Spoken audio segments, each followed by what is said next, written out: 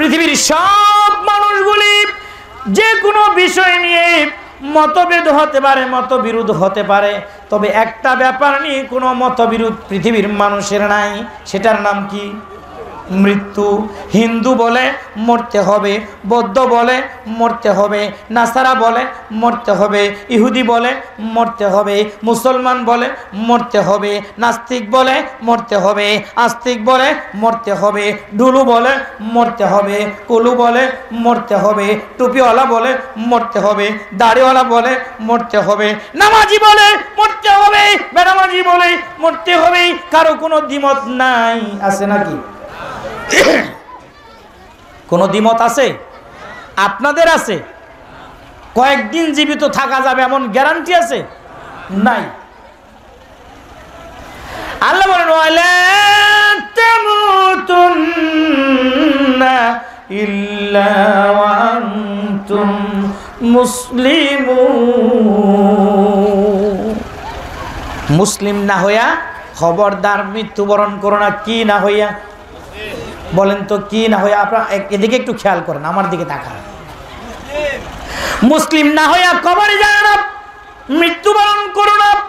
প্রত্যেক দিন যখন ঘুমাতে যাই, ঘুমের দোয়াটা যদি আমরা বুঝতে পারি বন্ধুগণ, তাহলে একবার যদি চিন্তা করি আল্লাহ এই দুয়ার মধ্যে কি শিক্ষা দিলেন। আল্লাহকে আমরা বলছি আল্লাহুম্মা বিসমিকা আমুতু ওয়া আহইয়া। আল্লাহ তোমার নামে মরছি, আবার তোমার নামে জীবিত হব, ঠিক কিনা? তোমার নামে মরছি, আবার তোমার নামে জীবিত হব। মৃত্যুদাতা কে? আবার জীবনদাতা আল্লাহ। এবার আসেন, আপনি যখন মরতে যাচ্ছেন, এবার চিন্তা শুরু করে দেন, আমি সকালবেলা ফজরের আজান হলো, আমি নামাজে গিয়েছি কিনা, আত্মসমর্পণ করেছি কিনা, আমি আল্লাহর কথা মেনেছি কিনা, মুসলিম হওয়ার জন্য যা কিছু করা দরকার আমার মধ্যে তা আছে কি নাই। একটা একটা করে একটু চিন্তা করে দেখে নেবার। মুসলিম মানে কি? আত্মসমর্পণ। মুসলিম মানে আত্মসমর্পণ। আত্মসমর্পণ কিভাবে বুঝবেন? আপনার ইচ্ছা ছিল একটা, যার কাছে আত্মসমর্পণ করেছেন আপনার সমস্ত ইচ্ছা আকাঙ্ক্ষাকে বাতিল করে দিয়ে তার ইচ্ছা আকাঙ্ক্ষাকে মেনে নেওয়ার নাম হলো আত্মসমর্পণ। তার কাছে সারেন্ডার করার নাম হলো আত্মসমর্পণ। বুঝতে পারলেন? এখন সারেন্ডার করা মানে তার কথা, তার আদেশ, তার নিষেধ মেনে চলা, ঠিক কিনা? পাক বাহিনী, মুক্তি বাহিনীর হাতে যখন আত্মসমর্পণ করেছে, একটু খেয়াল করুন, পাক বাহিনীর ইচ্ছা ছিল বাঙালিকে মারবে, মুক্তি বাহিনীকে মারবে, আর মুক্তি বাহিনীর ইচ্ছা ছিল পাক বাহিনীকে মারবে। যখন দুই দিকে তারা দুই মুখ হয়ে এক একজনের ইচ্ছা বাস্তবায়ন করার জন্য উঠে পড়ে লেগেছেন, আত্মসমর্পণ যখন করবেন তখন কি করেছেন? সে যখন তার রাইফেল নিয়ে তাকে হত্যা করার জন্য ক্রলিং করছে, তার বন্দুক তাক করেছে। আত্মসমর্পণ করার অর্থ হলো আমার অস্ত্র আমি ফেলে দিলাম, আমার বন্দুক ফেলে দিলাম, আমি আমার পজিশন ছেড়ে দিলাম, আমি উঠে দাঁড়ালাম, আমার হাত উপর দিকে করলাম, আমার সমস্ত ইচ্ছাকে তোমার কাছে সমর্পণ করলাম, তুমি যা ইচ্ছা তাই করতে পারো, তোমার ইচ্ছাকে আমি মেনে নিলাম। এর নাম হলো আত্মসমর্পণ, ঠিক কিনা? তাহলে আল্লাহর সাথে, আল্লাহর কাছে আত্মসমর্পণ করা মানে আল্লাহ রাব্বুল আলামিনের ইচ্ছা, আকাঙ্ক্ষা, চাওয়া পাওয়া, আল্লাহ রাব্বুল আলামিনের আদেশ এবং নিষেধ, আল্লাহর আইনের কাছে মাথা নত করে তার ইচ্ছাকে বাস্তবায়ন করার নাম হলো আত্মসমর্পণ। সকালবেলা আজান হলো, আল্লাহু আকবার, আল্লাহু আকবার, আল্লাহ বড়, আল্লাহ মহান, আসসালাতু খায়রুম মিনান নাওম, ঘুমের চেয়ে নামাজ ভালো। ফজরের আজান হলো, আপনি উঠলেন না, ঘুমিয়ে থাকলেন, তাহলে আত্মসমর্পণ কি প্রমাণিত হলো? কথা বলে না? আল্লাহ ডাকলো, আপনি গেলেন না। আল্লাহ রাব্বুল আলামিন যে কথা বলতে বলেছে তা বললেন না। আল্লাহ যে কাজ দিয়েছে তা করলেন না। আল্লাহ কাজ দিয়েছেন। বিশ্বনবী বলেছেন, তোমরা যদি মুক্তি পেতে চাও কবরে, হাসরে, মিজানে, তারাকতু ফিকুম আমরাইন লাং তাজিল্লুমা তামাসসাকতুম বিহিমা কিতাবাল্লাহি ওয়া সুন্নাতি রাসূল সাল্লাল্লাহু আলাইহি ওয়াসাল্লাম। তোমাদের মাঝে দুইটা জিনিস রেখে গেলাম। কয়টা? দুইটা জিনিস রেখে গেলাম। যতক্ষণ পর্যন্ত তোমরা এই দুইটা সাবজেক্ট নিয়ে থাকবে। এখানে কোনো দেশের নাম আছে? কোনো পীর সাহেবের নাম আছে? কোনো ওলি আল্লাহর নাম আছে? কারো নাম আছে নাকি? কোনো দেশের নাম আছে নাকি? নাই। আল্লাহ রাব্বুল আলামিনের কালাম কিতাবুল্লাহ, কুরআনুল কারীম, বিশ্বনবীর সহিহ সুন্নাহ, এই দুইটা যতক্ষণ পর্যন্ত ধরে রাখবে ততক্ষণ পর্যন্ত কেউ পথভ্রষ্ট হবে না। ঠিক কিনা? তাহলে আমরা পেলাম দুইটা সাবজেক্ট। কয়টা সাবজেক্ট? কয়টা? দুইটা। ক্লাস কয়টা? একটা। দুনিয়া নামক একটা ক্লাস। ঠিক কিনা? এই ক্লাসে ছোট বড় যত ধরনের লোক আছে, সাবজেক্ট দুইটাই। বড় মানুষের জন্য সাবজেক্ট কয়টা? দুইটা। ছোট মানুষের জন্য, যুবকের জন্য, বৃদ্ধর জন্য, কালো মানুষের জন্য, হুজুরের জন্য কয়টা? জেনারেল সাধারণের জন্য, সবার জন্যই দুইটা সাবজেক্ট, দুইটা। প্রশ্ন হবে মাত্র তিনটা। কয়টা? কয়টা প্রশ্ন? কয়টা?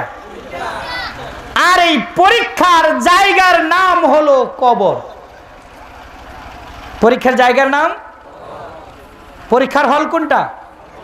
কবর। আবার এই তিনটা প্রশ্ন আল্লাহ রাব্বুল আলামিন আগেই আউট করে দিয়েছেন। সুবহানাল্লাহ বলবেন না? সুবহানাল্লাহ বলবেন না? তিনটা প্রশ্ন, দুইটা সাবজেক্ট।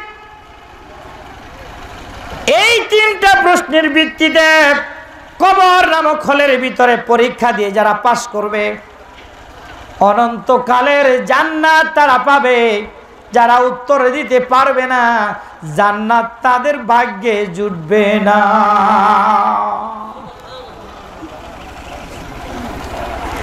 পরীক্ষাটা হবে জীবিত থাকতে নয়, মরার পরে। এই হলে ঢুকার একটা সিস্টেম আছে কি নাই? কবরের এই পরীক্ষার হলে ঢুকার সিস্টেম আছে কি নাই? বই নিয়ে ঢুকা যাবে তো? কোরআন নিয়ে ঢুকা যাবে তো? মোবাইল নিয়ে ঢুকা যাবে তো? কিছুই নিয়ে ঢুকা যাবে না। কিচ্ছু নিয়ে ঢুকবে না। দুনিয়ার কোনো টাকা পয়সা, এবং কি আপনি যখন মারা যাবেন তখন আপনার ছেলে, এত আদরের সন্তান, আপনার হাতের দামি ঘড়িটা রাখবে তো? রাখবে কিনা? অনেক মহাব্বত করে সন্তান। দামি একটা ঘড়ি নিয়ে মৃত্যুবরণ করেছেন, দামি কাপড় নিয়ে মৃত্যুবরণ করেছেন। আপনার সব দামি পোশাক পাতিগুলি আপনার খোলা রাখবে না। আপনার আদরের সন্তান আর আপনার মহাব্বতের মানুষ তারাই টেনে টেনে খুলবে। কথা বুঝেন? কথা বুঝতে পারছেন? তার মানে মৃত্যুবরণ করার সাথে সাথে কোটি কোটি টাকার ব্যাংক ব্যালেন্স আপনার ছিল, মালিকানা বাতিল হয়ে যাবে। ঠিক কিনা? ঘরের ভিতরে লক্ষ লক্ষ টাকা, আপনার মালিকানা বাতিল। চিৎকার দিয়ে কানলেও একটা টাকা সঙ্গে নেওয়ার আর কোনো উপায় নাই। আছে নাকি? জোরে বলেন, আছে? নাই। সমস্ত ভালো কাপড়গুলি খুলে ফেলবে, কাপড়গুলি খুলে ফেলে, কাপড়গুলি খুলে নিয়ে আমার বন্ধুরা লক্ষ্য করুন, আপনাকে একটা সেলাইবিহীন সাদা কাপড় পরিয়ে দিয়ে রিক্ত হস্তে, খালি হস্তে পরীক্ষার হলে ঢোকার সময়, পরীক্ষা যদি যথাযথ পরীক্ষা হয়, মোবাইল নিয়ে, খাতা নিয়ে, বই নিয়ে ঢুকবার দিবে নাকি? ঢুকতে দিবে নাকি? ঢুকতে দিবে না। যেমন ঢুকতে দেয় না, আপনি যত ক্ষমতাশীল, এত বড় ক্ষমতাবান, টাকাওয়ালা, পয়সাওয়ালা, টাকার অভাব নাই, পয়সার অভাব নাই, কিন্তু আপনার এত ক্ষমতা, মৃত্যুবরণ করার সাথে সাথে সামান্য ক্ষমতাও আপনার থাকবে না। থাকবে কি? এবার সাদা কাফন লইয়া কবরে গিয়ে শুইতে হবে, একটা টাকাও নিতে পারবেন না। যে মোবাইলটা কখনো আপনি বাড়িতে রেখে কোথাও যাইতেন না, মোবাইলটা দিবে তো? কি কন? দিবে? মানুষ সব কিছু ভুলে যায়, বর্তমান সময়ে মোবাইলকে কিন্তু সহজে ভুলে না, ঠিক কিনা? বাজারে গেলেও মোবাইলটা নিয়ে যায়, রাস্তায় গেলে মোবাইলটা নিয়ে যায়, অফিসে গেলে মোবাইলটা নিয়ে যায়। মোবাইলের সাথে এত মোহাব্বত, এত প্রয়োজন, এই প্রয়োজনীয় মোবাইলটাও কবরে নেওয়া যাবে কি? দিবে কি? তার মানে হলো দুনিয়া থেকে বিচ্ছিন্ন হয়ে আপনাকে দুনিয়ার পরীক্ষার হল থেকে ফিরে আসতে পারবেন, কবর নামক পরীক্ষার হল থেকে ফিরে আসার কোনো কায়দা নাই।